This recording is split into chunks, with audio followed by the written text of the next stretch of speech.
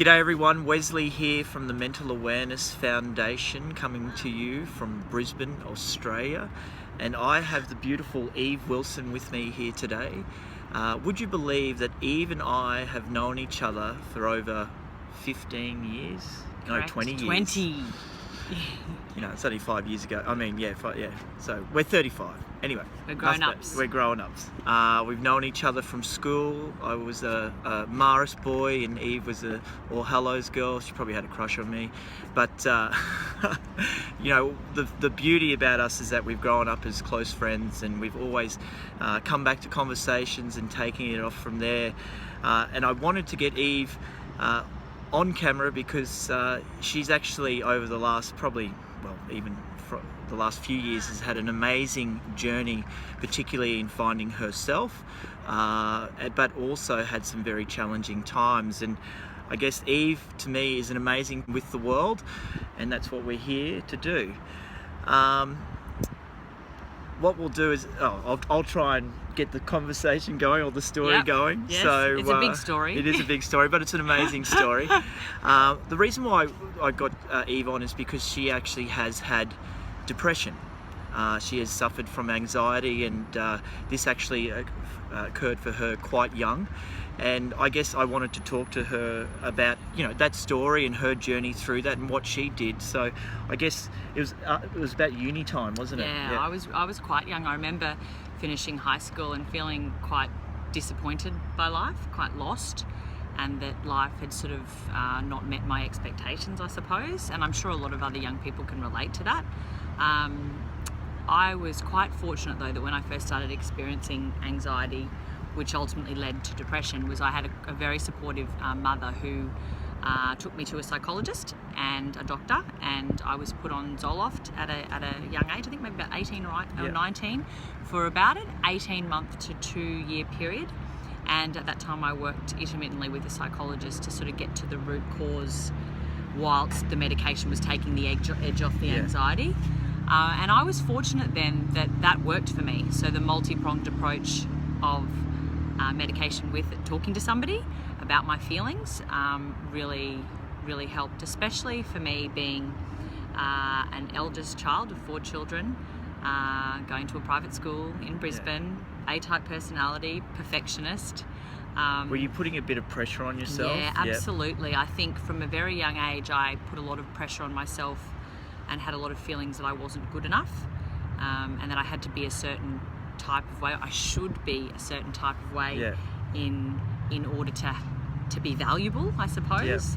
And do you think you were trying to prove something to your friendship circle, or was it more to yourself, or because you felt this pressure internally? You're like, I have to be this. Probably both. If I look back at my time at high school, I really wasn't the same as everybody else.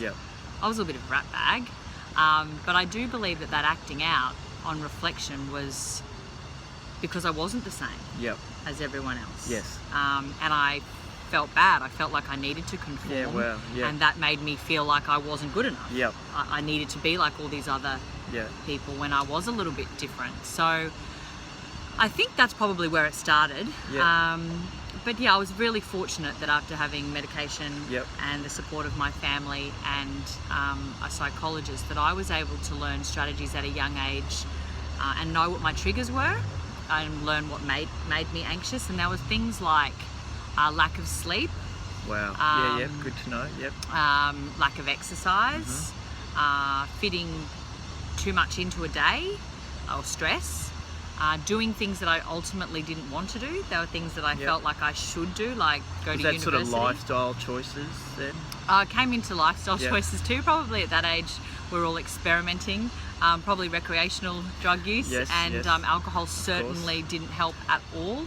But again, that wasn't the root cause. That was me trying to mask how I was feeling or escape how I was feeling.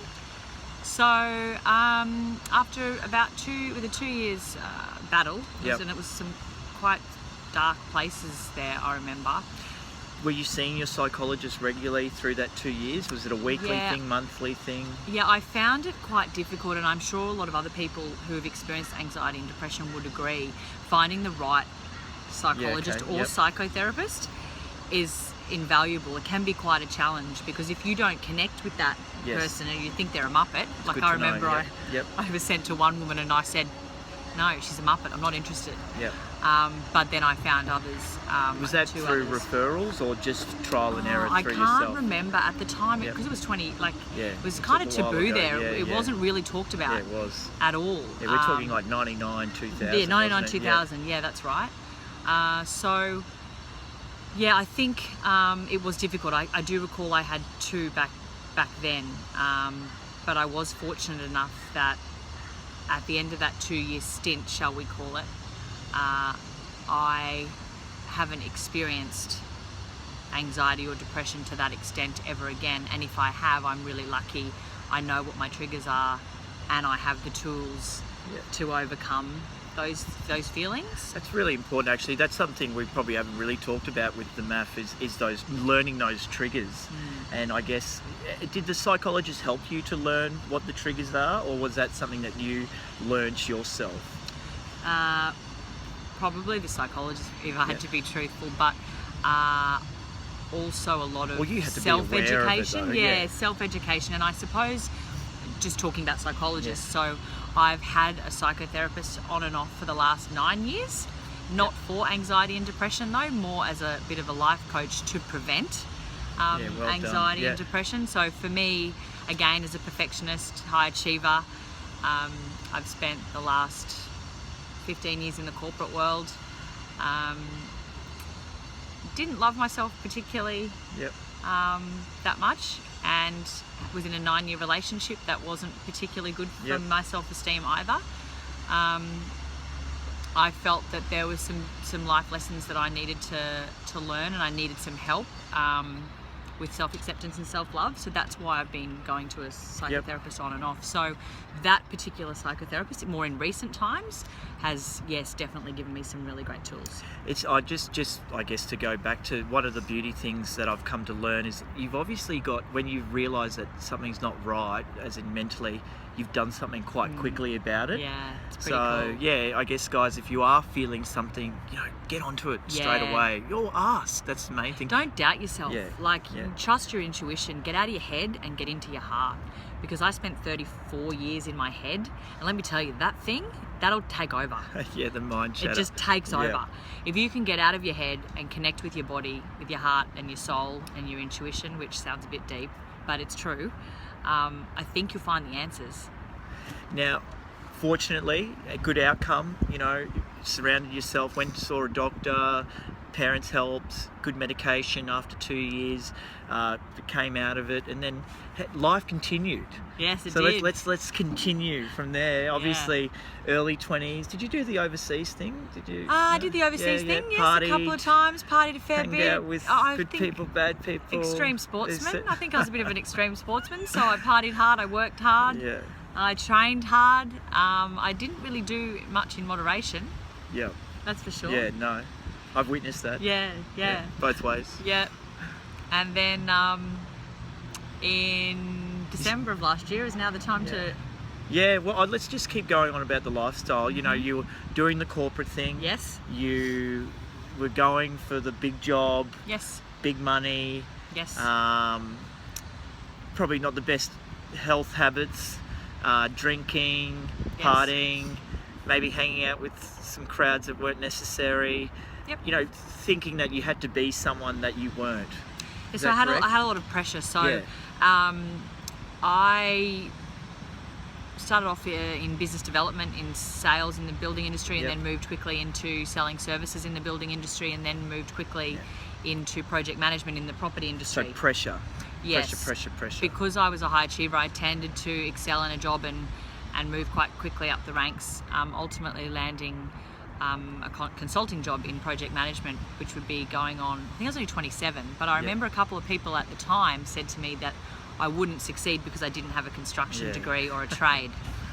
And I was female. Neck minute. And so I think I felt worthless back then. Yeah. So I was really on a mission to prove that I could do it. And 7 years later, I did it. I delivered Brisbane's largest non-integrated fit-out project in 111 Eagle Street over there. And behind us. I became a director of Colliers, the Queensland Project Management business. But I got there. And then I realised... and this is where the story gets very interesting. What happened? I got there and I was living this life in New Farm. I was earning great money. I was the only female director in Colliers in Queensland. I had a little property over in Hawthorn. I'd successfully left and I thought recovered from my 9-year relationship. I was living a socialite existence, shall we say, where every weekend I was drinking, and for a period, and I will stress just for a period, I was engaging in recreational drug use. But I was not ever really present.